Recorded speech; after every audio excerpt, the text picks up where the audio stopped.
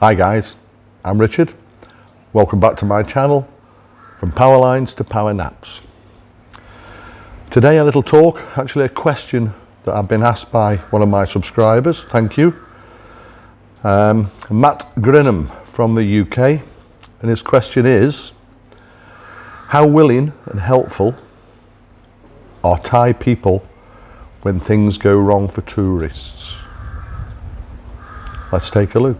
Sit back, relax, roll the intro. Hi, I'm Richard. Welcome to my channel, from Powerlines to Power Naps. This is my wife, Nui, and together we both left the UK in February 2022 to start and enjoy a new life and new adventures in Phuket, Thailand. Join us on our new journey together and experiences. Thank you for watching. Sit back and relax. Okay, Matt, and to all of you out there, the initial simple answer to Matt's question is very. It's a subject I could talk about till Christmas. I'm not going to. I've encountered and experienced many situations where either things have gone wrong for me or people around me, and I've seen how the Thais respond. Now, for people that know me, I'm not huge on religion. I'm not going to discuss much about religion, but religion has a little part to play, I believe, here in Thailand.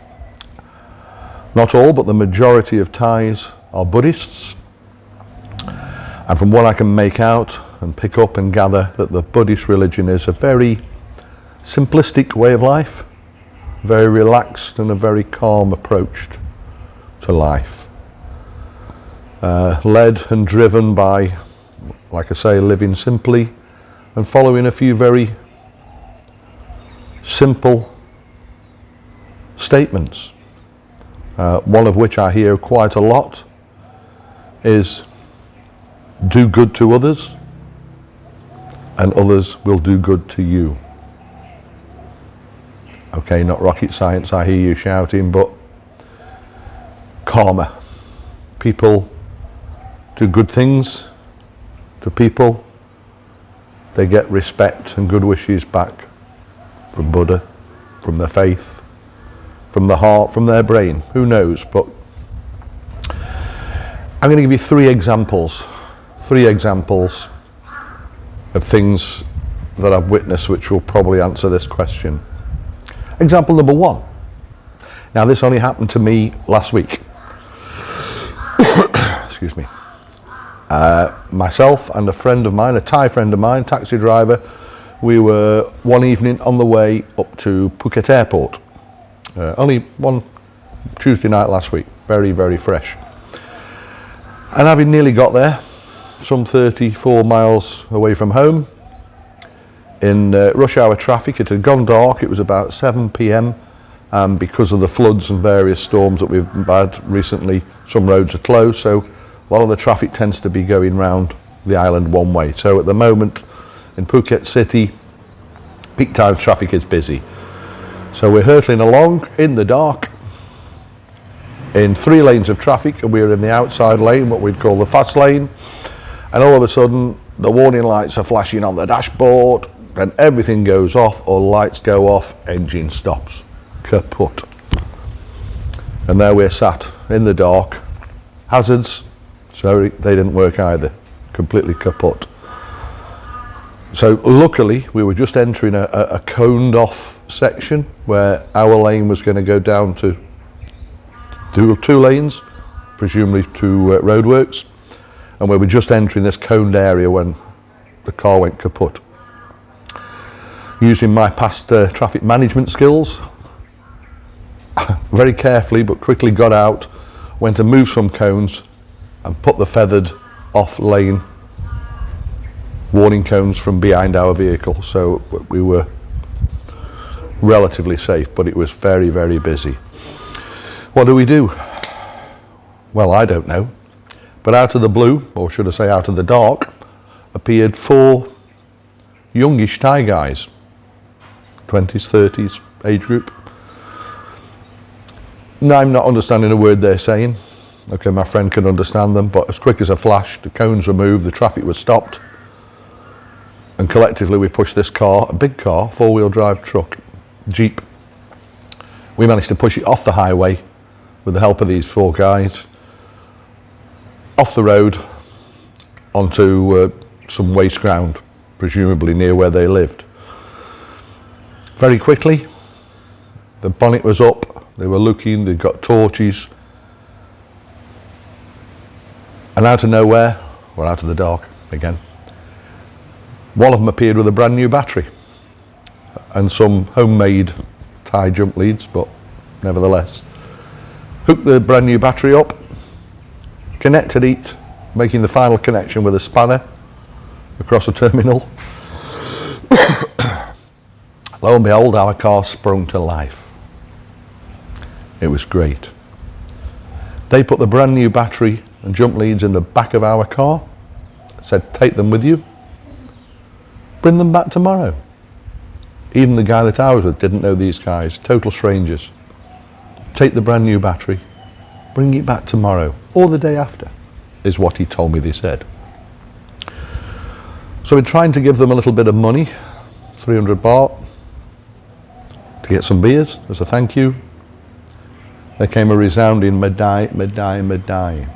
I cannot. And basically what they were saying, they've helped someone, they cannot receive thanks with money. It's against their principles. Not against the religion, but it's against their principles. The fact that we said thank you and smiled and we were sorted, they'd done their bit. So we set off, we managed to get home all right. The car was diagnosed and repaired properly the next morning in the garage. And duly, later that afternoon, we managed to find where we'd met these guys from. We found them, we gave them the battery back and the leads with much thanks, along with a slab of beer, some tins of beer, which was met by great thanks. Koppel Makap, thank you. A gift they could accept, money they could not. Very good. And I've encountered these things many, many times. Example number 2. Same again, it happened to me. I was alone. Some years ago, I was on some mountain roads in the north of Thailand on a motorbike.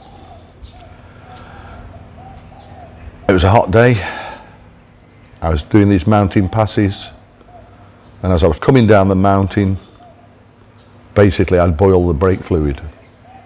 It was so steep, so hairpin, I boiled the brake fluid.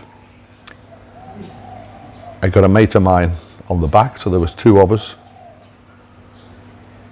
And what we had to do was bin the bike. We were never going to get around some of the bottom bends with no brakes. So I picked the best spot I could, binned the bike in the jungle, in the bushes. I went one way, he went the other way. And we came to rest safely.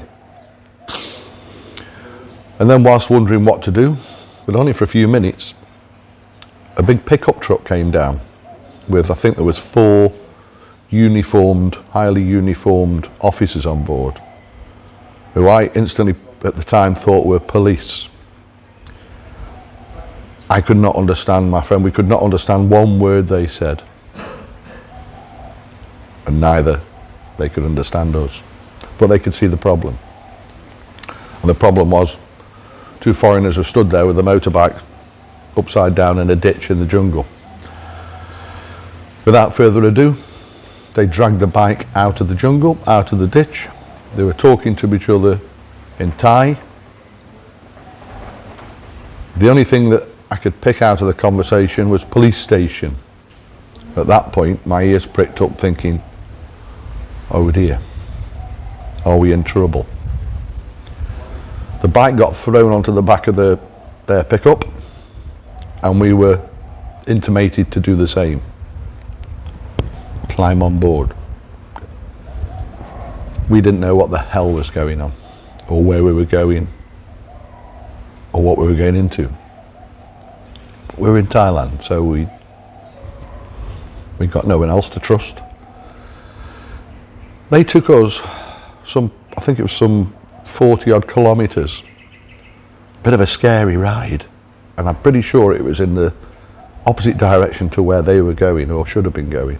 But they took us on a long journey, some 40 kilometres, and we finished up in this town at the police station, and I'm thinking, what's going on? Guess what? Motorbike repair shop next door to the police station. They unloaded, they spoke to the guys in Thai, everything was sorted. Again, at the time, I offered them money. There was 4 of them, I offered them 1,000 baht, £20 at the time, but small price to pay for the work they'd done. Guess what? I got a big resounding Medai, Medai, Medai. We cannot. And they sawadied. And our thanks and gratitude was more than enough thanks for them. They'd done good to others, so they would get good returns off other people. Got to get thinking now how helpful these people are. And sometimes it can be intimidating or seem intimidating because you cannot understand what they say. Some you can, some you can't. Communication can be a problem, but they've got an eye for what's wrong. And if they can help you, 90+% of people will help you. No problem, which is amazing. Example number 3. Again, it happened to me. Some years ago, I was in Bangkok, huge city. A Bangkok city that never sleeps. Streets are busy 24 hours.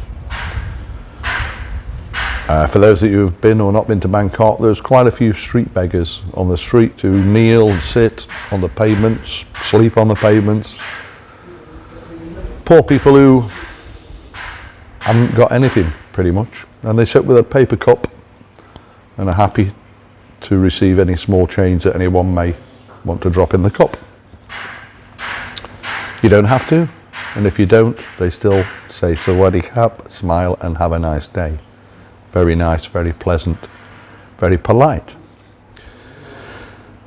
This one involved me walking home in the early hours of the morning, maybe 2-3 o'clock. I'd been out for the night to see friends for dinner, and then on for drinks.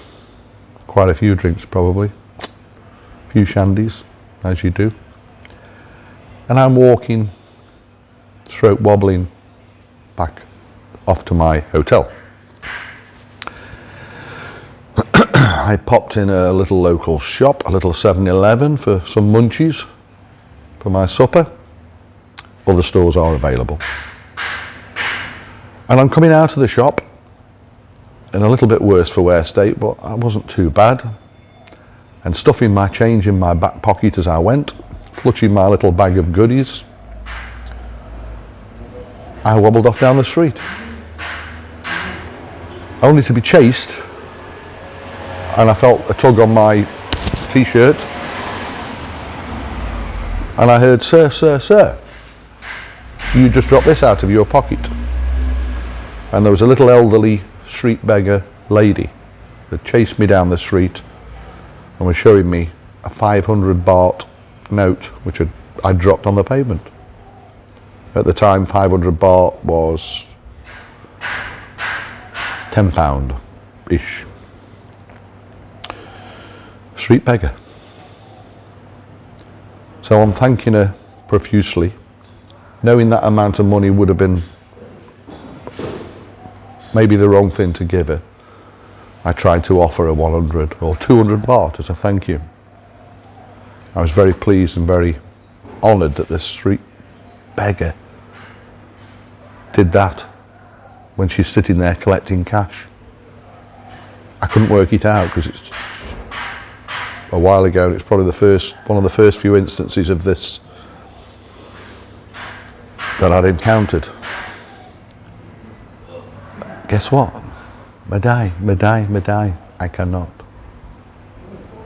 not 20 baht, not 100 baht, not 1 baht. Cannot thank them. They will not have cash. Even though she was a street beggar, she would not accept money. My smile, my thanks was more than enough for her. So I thought I'd got to do something. So I went across the road and there was a kebab for street food stall and fresh fruit stall. So I spent a few quid and I bought quite a lot of bags of food. Kebabs, various street food, and a big bag of fresh fruit, which they love. Went across to her begging position where she sat with a paper cup with nothing in it, maybe a few satang, and I offered her the food. Her little face lit up. Even a little tear came to her eye, and she surveyed me, thanked me profusely, and even got up and gave me a hug. So I thanked her with food. Money? No, that's not the way it's done. So Matt, I hope that's answered your question. And anyone who's thinking of coming over to Thailand for a holiday, you can rest assured that when things don't quite go to plan, Thais will spring into action, nearly always for your assistance. And just to say no, so no one can say you don't get good value for money off this channel, from Powerlines to Power Naps. I'm going to throw a fourth one in, a little quick fourth example, which happened to my daughter some years ago. Katie, if you're watching, hope you subscribe, by the way. And we were out for the day in Bangkok again, and we were on a river trip. We went up the river, we got off, we were walking around the walls of the Grand Palace, and we were going to walk down to the Wat Po Temple. Within a few minutes of walking, my daughter's flip-flop broke. So there she was, with one flip and no flop. And the centre post of the flip-flop had come out through the sole, and there she was, broken down at the side of the road. Again, a lot of stalls, a lot of people about. This is mid-afternoon. Very, very quickly seeing what had happened, again an elderly lady came running across the road from one of her stalls, scooped the flip-flop up, ran to the nearest tree,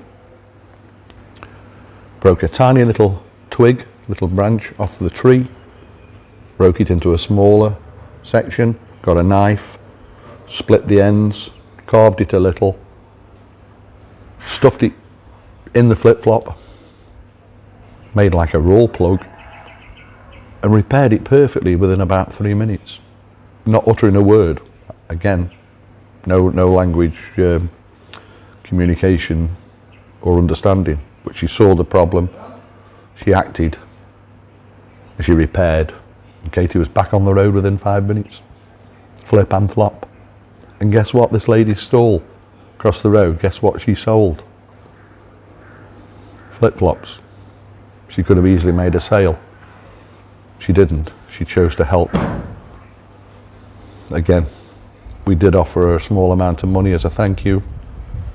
But I cannot. Your smile, your thanks was enough for her. So that's the way it goes. Very helpful, very willing. Thank you for watching. Thank you to all my new subscribers.